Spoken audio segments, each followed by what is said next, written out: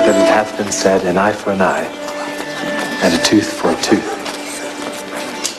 But I say unto you that ye resist not evil.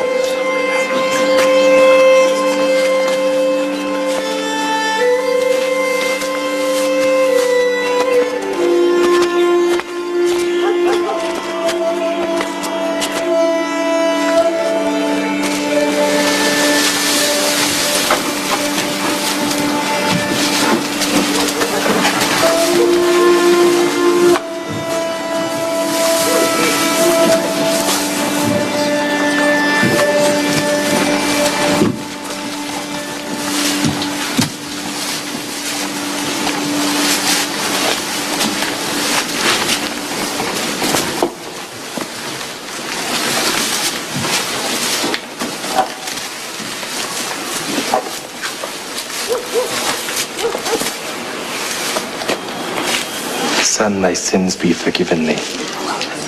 Why does this man thus speak blasphemies? Who can forgive sins but God only? Why reason ye these things in your hearts? Whether is it easier to say to the sick of the palsy, thy sins be forgiven thee, or to say, arise, and take up thy bed and walk?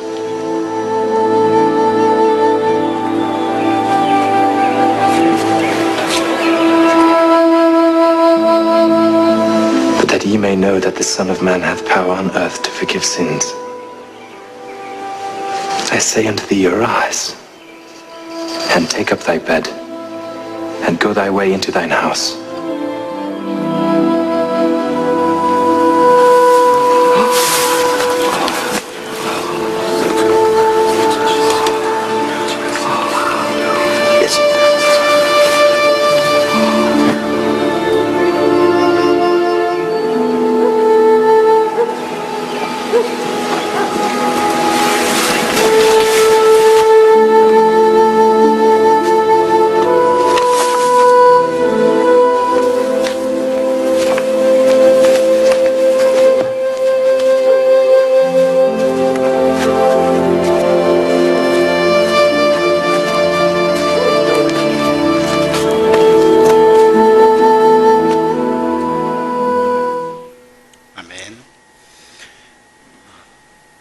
보시다시피 예수께서 한 중풍병자를 고치십니다.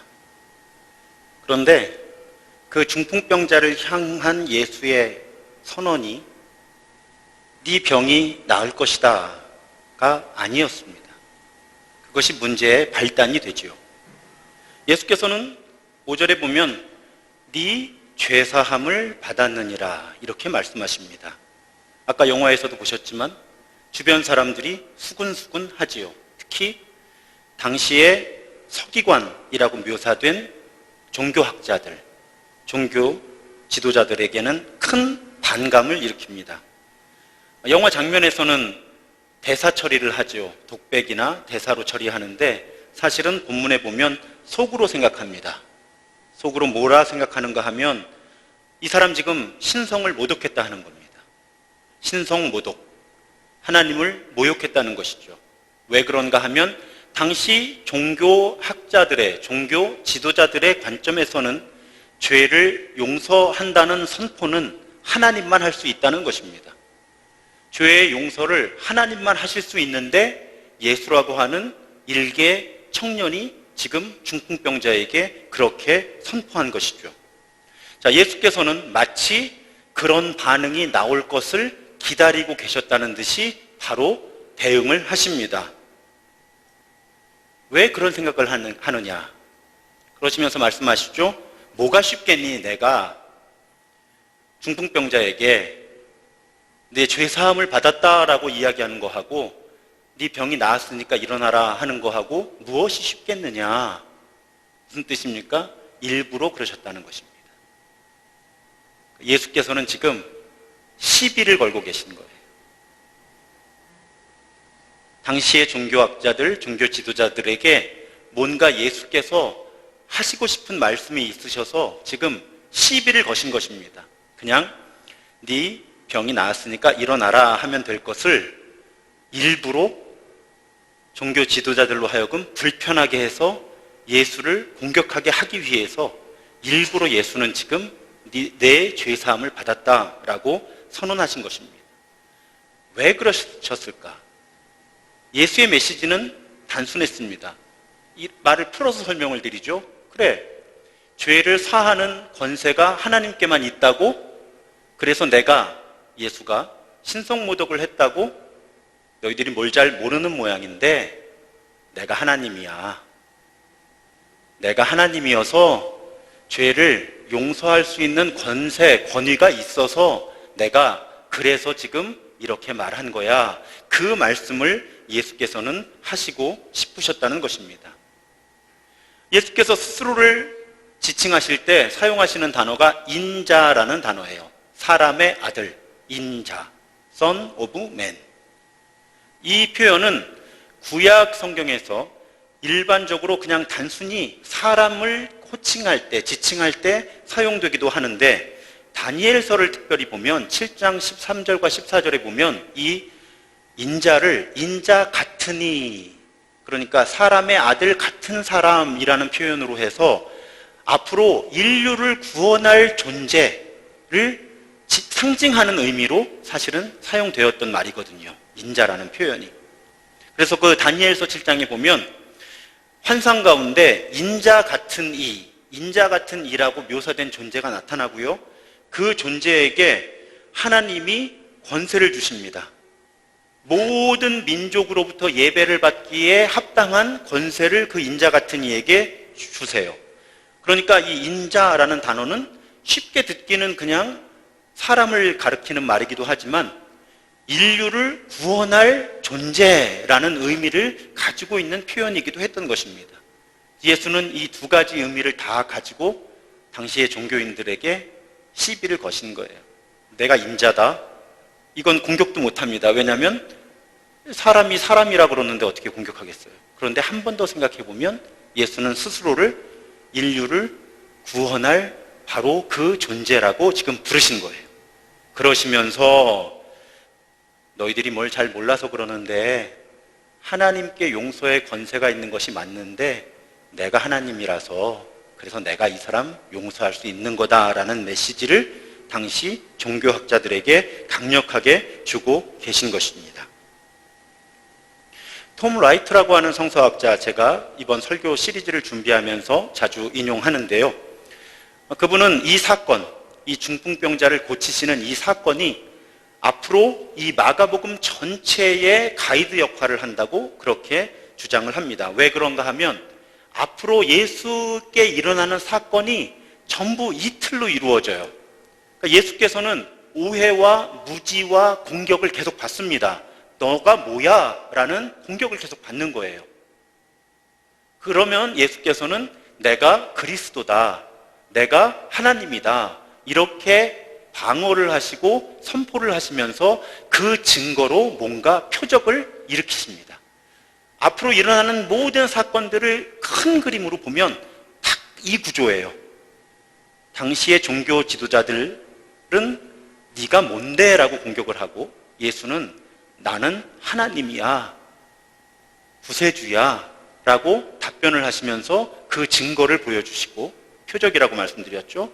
그 일이 계속되다가 예수께서는 결국 십자가의 죽음과 부활을 통해서 정말 우리의 죄를 용서하시고 스스로가 하나님이심을 증명하시는 것입니다.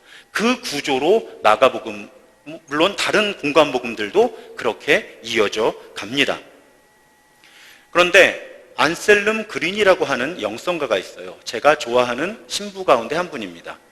그런데 이분은 이 사건에서 조금 다른 새로운 각도를 봅니다. 그 각도는 무엇인가 하면 예수께서 자신이 하나님이신 것을 드러내시기 위해서 일부러 종교 지도자들에게 내가 이 사람의 죄를 용서한다라고 공격하신 것 외에 실제로 예수는 지금 이 사람에게 중요한 메시지, 이 누워있는 중풍병자에게 하고 싶은 말씀이 있으셔서 네 죄를 용서한다고 말씀하셨다는 것입니다. 그 원리는 이렇습니다. 한번 여러분 상상을 해보십시오. 이 중풍병자가 얼마나 오랫동안 마비가 되어 있었는지 알 수 없지만 적어도 이 사람은 혼자 거동하기 어려운 사람이었음에 분명하지요. 그러면 가족과 주변 사람들로부터 무기력한 상태에서 도움을 오랫동안 받아왔을 것입니다. 그러면 이분 마음속에 그것이 아픔이죠. 주변에 대한 미안함이고 그 미안함이 쌓이면 죄책감이 되기도 합니다. 그래서 아마도 이분에게는 마음 깊은 곳에서 죄책감이 조금씩 쌓여 왔을 것입니다. 오늘 일어난 이 사건만 해도 그렇습니다. 여러분, 혼자 올 수가 없었습니다. 그래서 친구 한 명도 아니고 4사람이나 도움을 주어야 했죠. 그 4사람이 이분을 들것에 싣고 왔는데 사람이 많으니까 들어갈 수 없었습니다. 그때 어떻게 합니까? 올라가서 지붕을 뚫습니다. 아까 그래서 일부러 오늘은 성경을 읽지 않고 장면을 좀 상상하시도록 영상을 보여드린 거예요. 남의 집 지붕을 뜯는 겁니다. 학자에 따라서 관찰하는 정보가 조금 다르기는 한데 여러분 사실 마가복음의 2장 1절에 보면 이 집이 예수님 집이에요. 예수의 집입니다. 예수께서 집에 계실 때 이렇게 되어 있어요. 물론 학자들 가운데는 이 집이 다른 사람의 집이라고 추론하는 사람이 있기도 합니다. 누구의 집이든요, 여러분. 지붕을 뚫는 거예요. 특별한 지붕을 수선하기 위해서가 아니라 멀쩡한 지붕을 뚫습니다. 그런데 지금 밑에서는 어떤 일이 일어나고 있죠? 예수가 수많은 사람들에게 복음을 가르치고 있어요. 그 와중에 지붕을 뚫고 내려오고 있는 겁니다. 여러분, 지금 예배 중에 누가 문만 쾅 하고 닫아도 민폐죠. 그런데 지금 뚫고 들어갈 수 없을 만큼 수많은 사람들로 가로막혀 있는데 지금 그 상황에서 멀쩡한 지붕을 뜯어냅니다. 재가 다 쏟아졌겠죠. 먼지가 있고, 아까 영화는 좀 고상하게 표현한 것 같아요. 우리 교회 방수공사할 때 보니까 먼지가 난리도 아니더라고요. 그런데 당시 가옥 구조에서 어떻게 했어요? 다 쏟아져 내렸을 거예요. 엉망이 됐겠죠. 먼지 나고 사람들 고함치고 넌 뭐냐, 이 XX야 그래가면서 지금 어떤 상황인 줄 아니 난장판이 됐을 겁니다. 이 중풍병자. 몸 꼼짝도 못하고 그 상황을 감당할 수밖에 없어요. 무기력하게. 자기 친구들이 자기 때문에 욕먹고 공격받고 맞았을지도 모르겠어요. 이런 상황이 이 누워있는 중풍병자에게 얼마나 큰 부담을 주었겠습니까? 예수님은 그 중풍병자의 마음을 아셨다는 거예요. 이 몸이 회복되는 것이 문제가 아니라 몸이 회복되기 이전에 이 사람의 마음의 치유와 회복이 필요하다는 것을 예수님은 아셨다는 것입니다. 그래서 네 죄가 용서를 받았다 하는 말을 이 안셀림 그린 신부는 이렇게 풀어냅니다. 괜찮다. 너의 죄책감 하나님이 용서하신다. 하나님이 받아주신다. 그러니 너도 이제 너무 힘들어하지 마라. 이제 스스로를 용서해라. 더 이상 죄책감 때문에 괴로워하고 너 스스로를 공격하는 일을 그만두어라. 예수님은 그런 의도로 이 중풍병자에게 용서를 말씀하셨다는 것입니다. 저는 이 해석을 참 좋아합니다. 왜냐하면 우리 모두에게는 삶의 과정 가운데 크고 작은 죄책감들이 있고요. 이 죄책감이 건강하지 못한 상태에서 쌓이고 망가지면 그때는 우리의 삶 자체가 흔들리고 무너지기 때문에 그렇습니다. 그래서 예수님은 우리를 온전하게 치유하시고 온전하게 구원하시는 분이기 때문에 먼저 이 중풍병자의 마음을 만져주시고 그리고 몸을 회복시켜 주셨다는 것입니다. 그 예수님이 우리 예수님입니다. 그 예수님은 이 중풍병자를 대하셨던 것과 동일한 마음으로 오늘 예배드리는 우리를 보고 계십니다. 그리고 오늘 예배 가운데 우리에게도 예수님이 말씀해 주십니다. 괜찮다. 네 잘못이 아니다. 괜찮다. 다 괜찮다. 용서라고 하는 것 참으로 강한 힘을 가지고 있습니다. 필립 얀시라고 하는 분이 쓴 수상한 소문이라는 책에 소개된 이야기인데요. 제가 아주 좋아하는 말씀입니다. 남아프리카 공화국에서 있었던 일들 여러분 대략 알고 계실 것입니다. 소수의 백인들이 아주 다양한 유색 인종들을 억압하고 학대하고 착취했습니다. 넬슨 만델라라고 하는 대통령이 되기 전에 적어도 27년을 감옥에 있었습니다. 그 인권 운동 때문에 27년을 감옥에 있다가 대통령이 되었고요. 이제 이 나라에 회복이 필요하다는 것을 알게 되었습니다. 자, 소수의 백인이 다수의 유색 인종들, 다양한 민족들을 너무나 심각하게 핍박해왔고 착취해왔어요.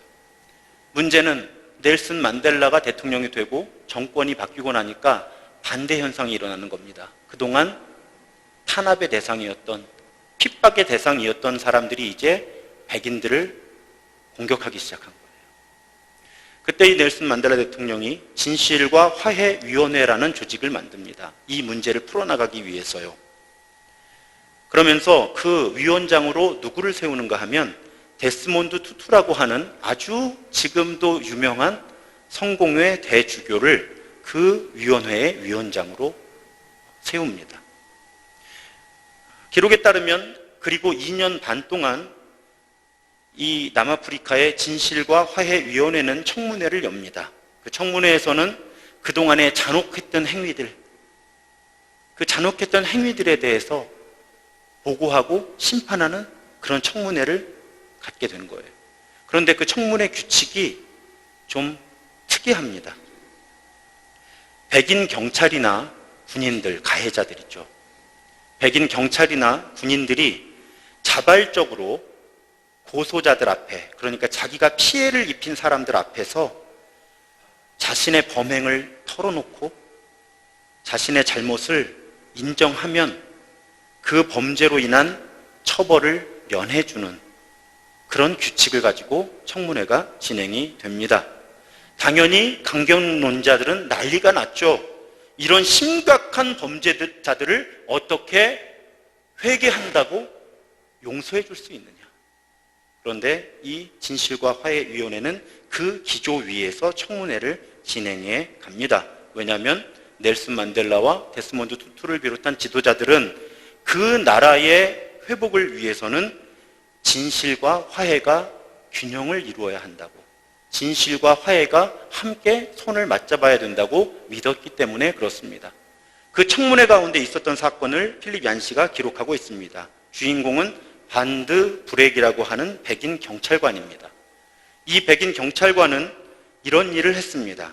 자신이 시인한 거예요. 18살의 흑인 소년을 총으로 쏘고 죽이고 증거를 인멸하기 위해 그 시신을 훼손합니다. 불에 태워요. 그런데 거기에 멈추지 않습니다. 이 반드 브렉의 범죄는 8년 후에 이번에는 그 소년의 집으로 찾아가서 그 소년의 아버지를 체포합니다.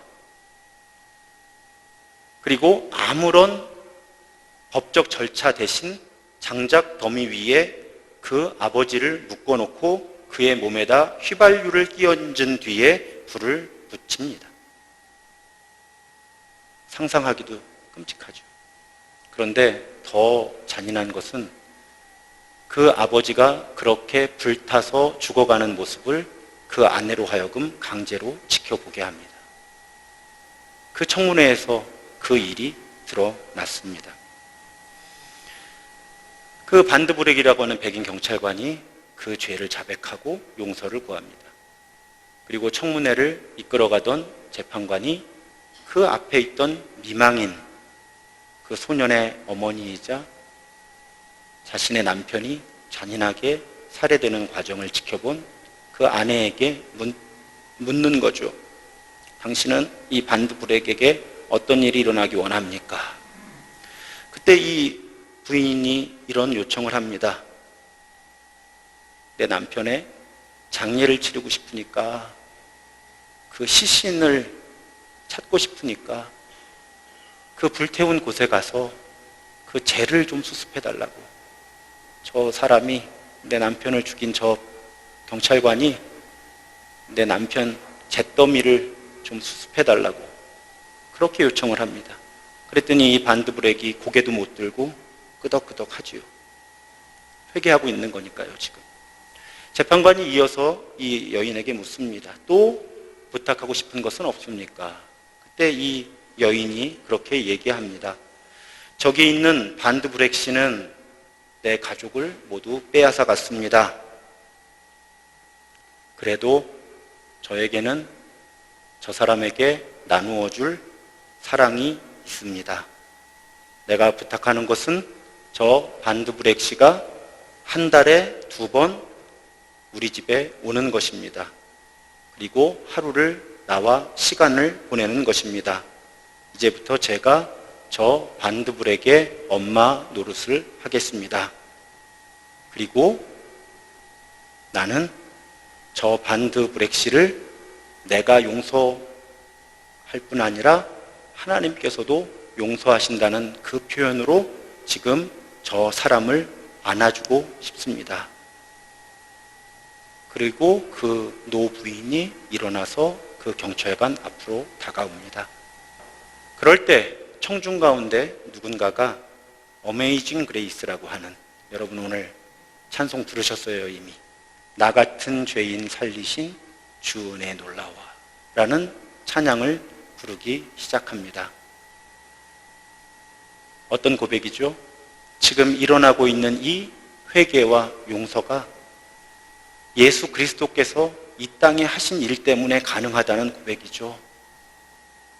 그 고백으로 청중에 한 사람이 시작한 그 찬송이 조금씩 퍼져나가기 시작하는데, 이 노부인이 이 가해자인 반드브렉 씨 앞에 도착했을 때는 사실 이 반드브렉 씨는 그 찬송 소리를 들을 수 없었습니다. 그는 이 상황을 감당할 수 없어서 의식을 잃고 있는 상태였습니다. 여러분, 이것이 용서의 힘입니다. 그리고 그 용서의 근원이 그리스도의 용서에 있죠. 우리는 그 그리스도의 용서 때문에 구원이라고 하는 단어, 영생이라고 하는 단어를 언급할 수 있는 존재들이 되었습니다. 그래서 이곳에 와서 예배하고 있고, 여전히 이 땅에는 그 그리스도의 용서 때문에 살아가고 있는 사람들이 있습니다. 그 예수께서 우리의 예수님이시고, 그 예수는 지금도 끊임없이 우리의 죄를 용서하고 계십니다. 문제가 있죠. 그런데 그 주님은 그렇게 우리를 용서하시고 몸과 마음을 온전하게 치유해 주시는 분인데, 우리가 어떠냐 하는 것입니다. 오늘 이야기에 보면 만약에 이 내 친구들이 이 중풍병자와 함께 왔어도, 야, 사람 많으니까 안 되겠다, 다음에 오자, 그리고 돌아갔으면 아무 사건도 일어나지 않았을 것입니다. 성경에는 또 비슷한 사건이 있죠. 마가복음뿐 아니라 다른 공간복음에서도 증언하고 있는 그 혈루병 걸린 여인의 이야기입니다. 아마 많이들 아실 거예요. 몸에서 계속 피가 흘러나가는 병이죠. 아마도 출혈성 내막염, 자궁 내막염이라고 그렇게 추론을 합니다. 당시에 여성의 몸에서 피가 흐르는 것은 종교적으로도 더러운 것이었기 때문에 그런 증상이 있는 사람은 배척받았고 차별을 받았습니다. 얼마나 고통스러웠겠습니까? 그런데 어떠한 의료진들의 도움도 도움이 되지 않았습니다. 그래서 이 여인은 예수를 찾아가죠. 마찬가지입니다. 장벽에 부딪힙니다. 사람들이 많습니다. 더군다나 오랫동안 알아왔기 때문에 이 여인이 깨끗하지 못한 여자라는 걸 많이들 알고 있을 겁니다. 그래서 이 여인은 자기가 할 수 있는 최선을 다합니다. 그것이 무엇이었는가 하면 다가가서 예수의 옷자락에 손을 댄 것입니다. 혹시 혹시 이 옷자락이라도 만지면 치유를 얻을까 해서 만졌죠. 그리고 예수는 그 여인의 믿음을 보시고 이 여자를 고치십니다. 오늘 본문에 등장하는 중풍병자나 이 혈루병 여인에게 공통점이 하나 있습니다. 예수께서는 네 믿음 때문에 네가 고침을 받았다 하는데요. 믿음이라고 하는 것이 매우 큰 이야기입니다. 저는 믿음 때문에라고 표현하기 이전에 이 말씀 묵상하는데요. 떠오른 단어가 있습니다.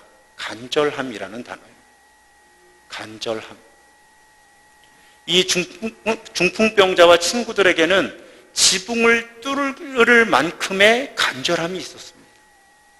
이 혈루병 여인에게도 예수께 다가와서 옷자락을 만질 수 있는 그런 간절함이 있었다는 거예요.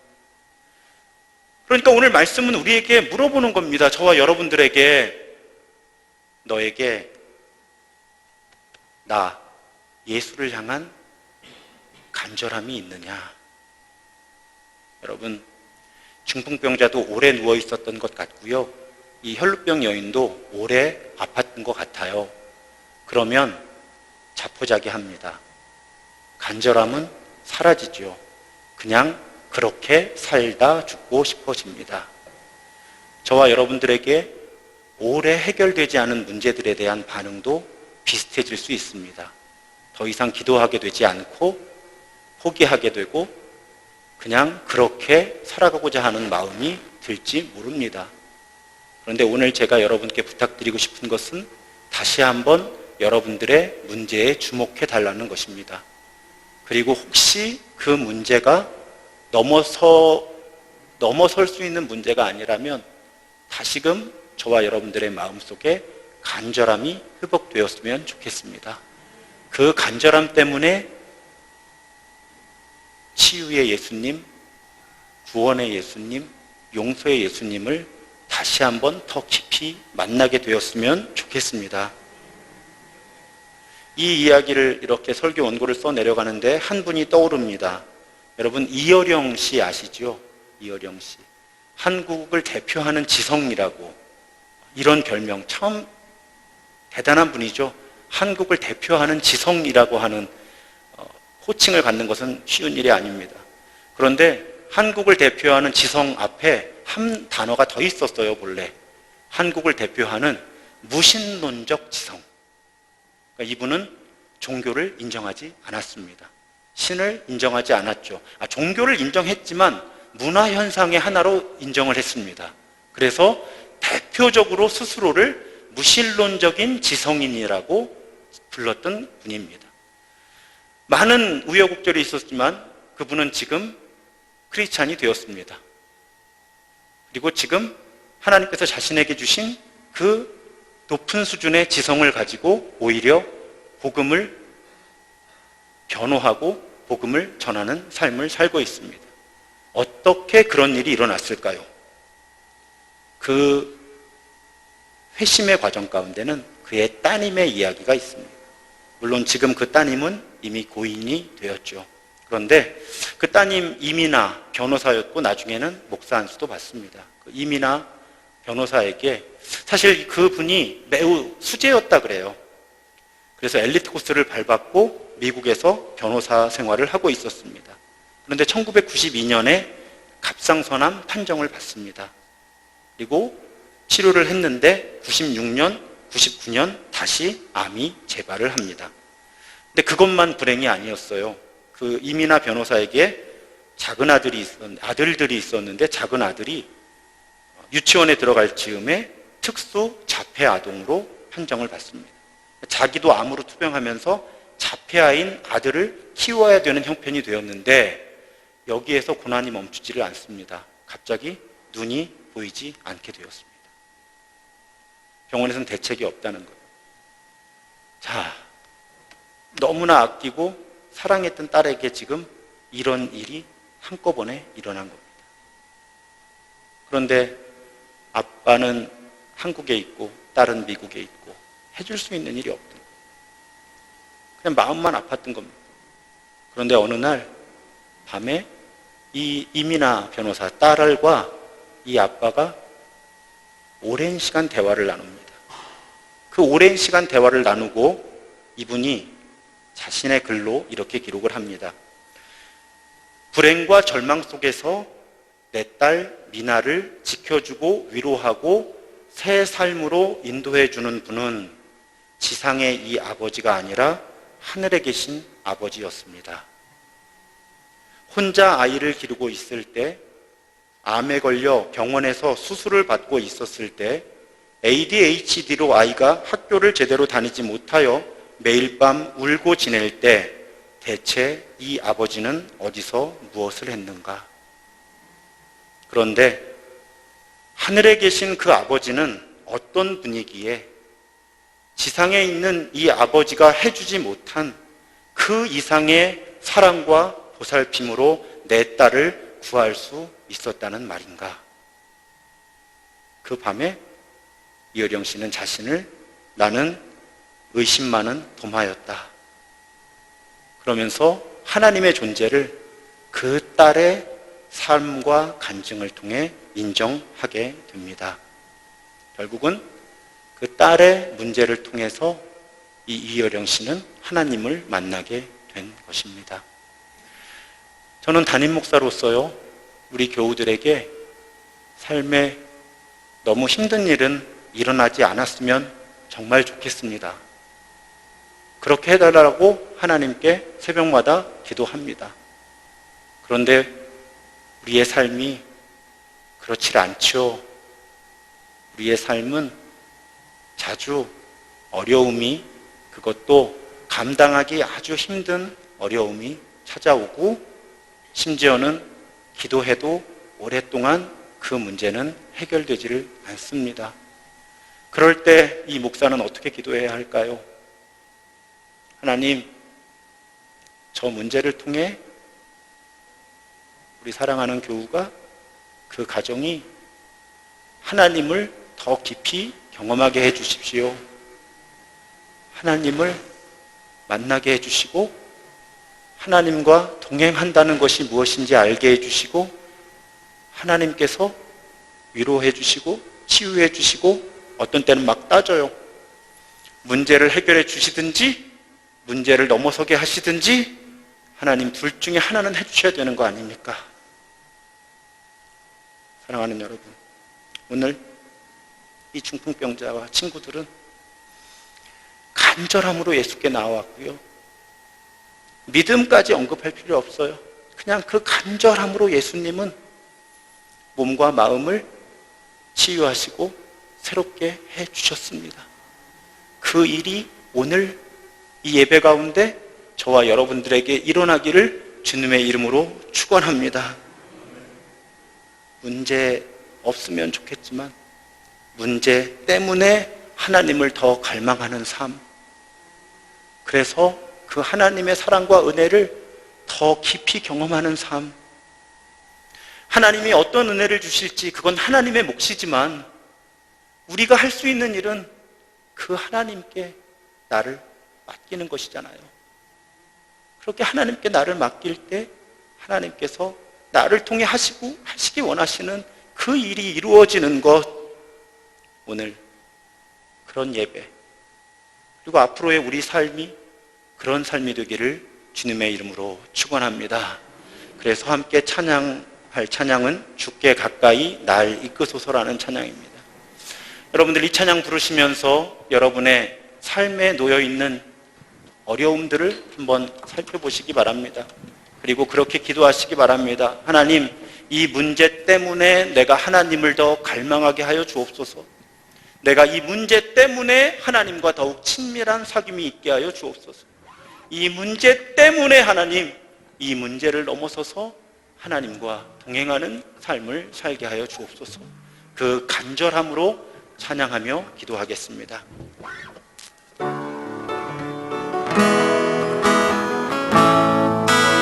주께 가까이, 주께 가까이 날 이끄소서. 간절히 주님만을 원합니다. 채워주소서. 주의 찬양 드릴 수 있도록 주께 가까이 날 이끄소서. 주께 가까이 날 이끄소서. 간절히 주님만을 원합니다. 채워주소서. 주의 사랑을 진정한 찬양 드릴 수 있도록 목마른 나의 영혼 주를 부르니 나의 맘 만져 주소서. 주님만을 원합니다. 더 원합니다. 나의 맘 만져 주님 일어서서 찬양하겠습니다. 목마른 나의 영혼, 목마른 나의 영혼 주를 부르니 나의 맘 만져 주소서. 주님만을 원합니다. 더 원합니다. 나의 맘 만져 주소서. 이 시간에 함께 기도했으면 좋겠습니다. 우리의 문제를 하나님께 내려놓읍시다. 오늘 본문 가운데 만난 그 예수님이 내 예수님이십니다. 문제 때문에 간절한 마음으로 나아올 때 용서해 주시고 마음과 몸을 다 고쳐주시는 그 예수님이 우리 예수님, 나의 예수님이십니다. 이 시간에 주여 한번 부르짖고 기도하실 때 하나님, 내게는 이런 문제가 있는데 하나님 이 문제를 예수께서 고쳐주실 줄로 믿습니다 하는 그 간절함으로 기도하겠습니다. 우리 주여 한번 부르짖고 기도하겠습니다. 주여, 주여, 주여 간구합니다. 하나님 오늘 말씀 속에 중풍병자와 친구들 간절함으로 지붕을 뚫고 내려왔을 때 예수께서는 그들을 용서하시고 그들의 내면의 죄를 치유하셨고 그의 몸을 고쳐주셨습니다. 하나님 그 동일하신 주님의 은혜가 오늘 우리와 함께 하심을 고백하오니 오늘 예배 가운데 하나님 우리 간절한 마음으로 기도할 때 아버지 하나님 우리를 불쌍히 여기시고 하나님 우리를 고쳐주시옵소서. 우리를 고쳐주시옵소서. 우리를 고쳐주시옵소서. 하나님, 하나님 내 앞에 놓인 문제들이 하나님 나로 하여금 간절한 마음을 품게 하여 주시고 그 간절한 마음으로 주님께 나올 수 있도록 아버지 하나님 걸림돌이 아니라 디딤돌이 될 수 있도록 주의 은혜를 더하여 주시옵소서. 주님 하늘로부터 오는 은혜를 구합니다. 하늘로부터 오는 은혜를 구하나니 주여 함께하여 주셔서 아버지 하나님 우리의 몸과 마음을 새롭게 하여 주시옵소서. 새롭게 하여 주시옵소서. 새롭게 하여 주시옵소서. 새롭게 하여 주시옵소서. 하나님 감사합니다. 오늘 지붕을 뚫고 내려온 그 간절함으로 주님을 찾아온 그 사람이 만났던 그 예수님이 나의 예수님이심을 고백합니다. 하나님, 많은 사람들 때문에 나아갈 수 없었던 것, 지붕을 뚫어야만 했던 그 장애물이 하나님 오히려 하나님을 향한 간절함 때문에 삶의 치유와 회복의 디딤돌이 되었음을 발견합니다. 지금 내 앞에 놓인 또 내 안에 있는 그 문제들이 나를 더욱 하나님께로 가까이 이끄는 디딤돌이 되게 하여 주시옵소서. 걸림돌이 되지 않게 하여 주시옵소서. 믿음의 디딤돌이 되게 하여 주시옵소서. 지금은 이 땅에 오셔서 우리를 구원하신 예수 그리스도의 은혜와 우리 한 사람 한 사람 자녀 삼아 주셨고 끝까지 자녀 삼아 주시는 성부 하나님의 무한하신 사랑하심과 우리 안에서 우리로 하여금 끊임없이 장애물들을 넘어서 하나님께로 가까이 다가가게 하시는, 하나님을 갈망하게 하시는 성령 하나님의 교통하심이 오늘 예배를 드리고 일상으로 돌아가는 우리 신도중앙의 모든 예배자들 가운데 이제로부터 영원토록 함께 하시기를 간절히 축원하옵나이다. 아멘.